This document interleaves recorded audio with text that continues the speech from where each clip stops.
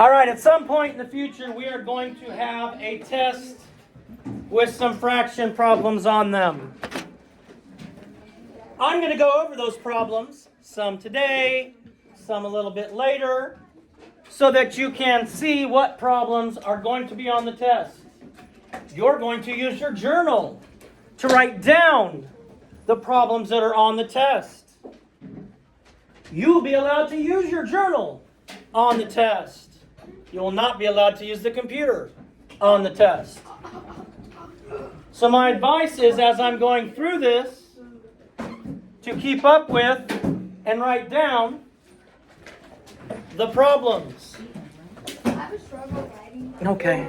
Now what we're doing. Can you stay with me here? What we're doing is we're going to find common denominators and equivalent fractions. Common denominators and equivalent fractions. So you'll see a problem such as 1/6 and 4/9. And we're going to find the common denominator.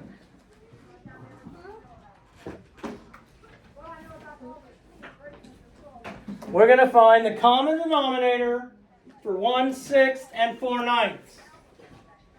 So Hayden, what are my two denominators in this problem? 6 and 9. My denominators are the numbers on the bottom of the fraction, the total number of pieces. So 6 and 9. Then I'm going to list the multiples of 6 and 9. You have a multiplication chart. It makes it very easy to list the multiples. So 6, 12, 18, 9, 18. I want to find the first number that they have in common, and that is going to be my common denominator. So I listed my multiples for 6, 12, 18. My multiples of 9, 18. And then I found the first one they have in common, which is 18. Now there's a reason we do this. As we did a problem earlier, you can't add and subtract unless they have the same denominator. So what we're going to do, we know I can change both of these fractions so that they have a denominator of 18. I can change them both so they have a denominator of 18 without changing the value. It's like going to the bank and taking $1, giving it to the bank teller, and they give you 10 dimes. It's still the same amount. We're not going to change the value of these fractions. We're going to change how they're written. Because I can't add or subtract fractions unless they have a common denominator. So if I had to do some addition and subtraction with those two fractions, I couldn't do it until I made a common denominator. I found my common denominator was 18. So 1/6 is going to be something over 18. And 4/9 is going to be something over 18. You don't have 18 fraction pieces. You don't have the 18ths. So we're actually going to have to do some standard algorithm type work. Now if you multiply a number by 1, that doesn't change the value, right? 7 times 1 is? 350 times 1 is? So if I multiply anything by 1, I don't change the value. I may change how it's written. I may say, Ethan, you got 2 hours of recess. But Nathan, you only get 120 minutes. 2 hours. Same. It's the exact same. Now, I did that in one other class. And the person that I gave 120 minutes to went, ha ha! Everybody's like, that's the same. All right, so I'm going to multiply this fraction by 1. I'm going to multiply this fraction by 1. We did earlier, when we had 9/6, we took it apart and made 6/6. plus 3 6, right? And 6 6 equals what? 1 whole. So if I have the same numerator and denominator, that equals 1. So then I just ask myself, 6 times what gives me 18? 2, 3. And since I need this fraction to equal 1, I'm going to multiply it by 3 over 3. Because 6 times 3 was 18. That's where 3 came up with. 1 times 3 is 3. So 1/6 and 3/18 are the exact same value. I can do the same thing with 4/9. I'm going to multiply it by a fraction that equals 1. And don't you worry your pretty little heads, you're going to get a chance to do this today. I have to go back, and I know my common denominator is 18. So 9 times what equals 18? 2. I can look here also. So then I have to multiply it. If I want my fraction to equal 1, I've got to multiply it by 2 over 2. And 4 times 2 is 8. 4/9 and 8/18, the exact same. So on the test, you're going to have to write down what the common denominator is, and you're going to have to change the two fractions to equivalent fractions with that common denominator. Now this is finding the least common denominator. I could find another common, there's an infinite number of common denominators. But one way to find a common denominator, I could just multiply 6 times 9, get 54, and then I'd have to change these so that they're over 54. But I'm thinking I understand 3/18 much better than I understand 9/54. Just, that's what it seems like to me. The assignment you're going to get, you're going to have this and this. Now, 73 people in my first class just put the common denominator and tried to turn it in. 73 people in my second class just put the common denominator and tried to turn it in. I didn't accept that. Is there anything I can help you with that is related to this assignment? Ian. What? I said you had your hand up. Do you have something to share regarding this assignment? It's not regarding the assignment, then I don't care. All right, let's look at a second example.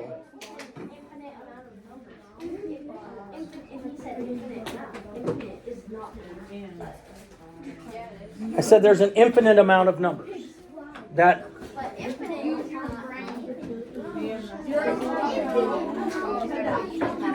all right, the second question you'll see on your test is going to be 7/9 and 8/27. John, what are my denominators in those two fractions? 9 and 27. Now, I could multiply 9 times 27, and that would give me my A common denominator. But it's easier for me if I find my common denominators by listing the multiples. So the common denominator for that pair of fractions is 27. You know you can use notes on this test that we're going to do that these are the exact same problems. So my common denominator is 27. So now I have to take both of these fractions, 7/9, and change that into something over 27. 8/27, and change that into something over 27. But, I mean, really, 8/27 is already over 27. It's already over 27. So I don't even have to mess with that one.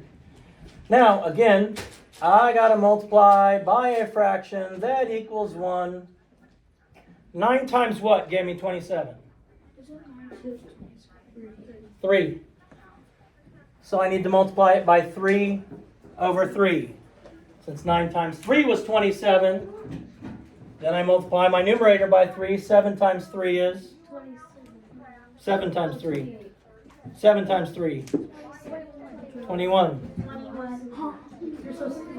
So, when you had a test, and that question was on there, you'd have to do this and this. The assignment you get today. This and this. So don't just try and do half of it. And for those of you that may have fallen asleep or something, I'm going to post this as well. So if I'm moving, please stop, faster than you're writing, it'll be posted as well. Let's look at the third, 7/10 and 3/8. Yes. I don't care. All right, we're with me.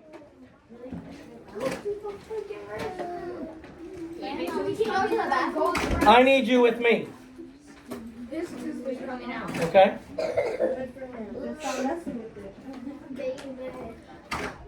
He's over here. Can you stop?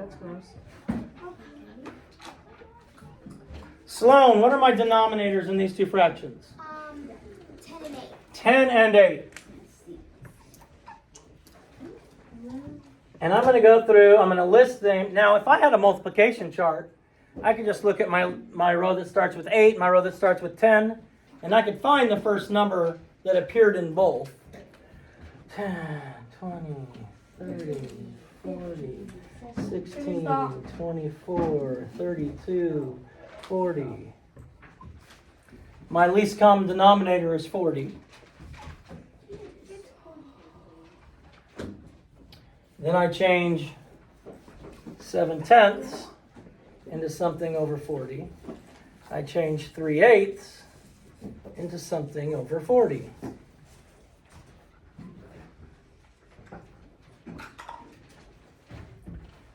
I need to multiply by a fraction that equals 1. So 10 times what gives me 40? 4. Since I have to multiply my denominator by 4, I also have to multiply my numerator by 4. 7 times 4 is? 28. You didn't say 828, did you? Okay. I have to multiply this by a fraction that equals 1. 8 times what is 40? I don't know. I can come back over here. 5. So I have to multiply by 5 over 5. 3 times 5 is? 15. So I have 28. 7/10 equals 28 40ths. 3/8 equals 15 40ths. One more, since there will be 4 of these on our test whenever I determine I'm going to give it to you. Now, some of y'all's first test grades weren't great. And this will bring it up, and I'm assuming you're going to do a good job because I'm giving you the answers.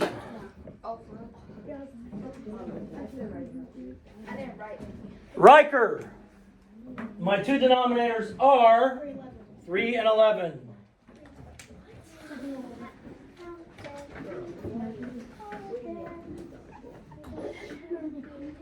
And we don't need the noise.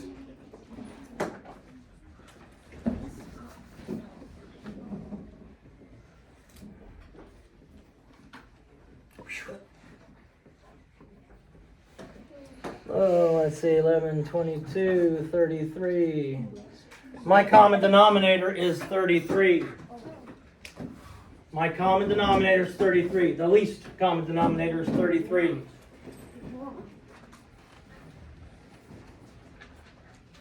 So I have to change these two fractions, 1/3 into something over 33, not changing the value. 5/11 into something over 33, not changing the value.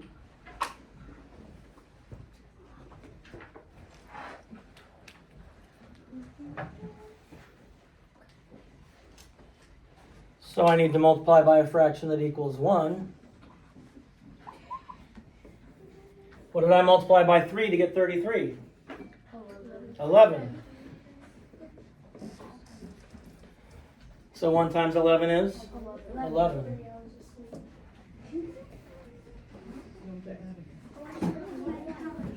What did I multiply by 11 to get 33? So I have to multiply this by 3, and I get 15. So when you do the assignment, you'll have to tell me what the common denominator is, and you'll have to find the equivalent fractions. Of course, these are 4 of the problems you're going to see on your test. And you're allowed to use your journal, but not your computer.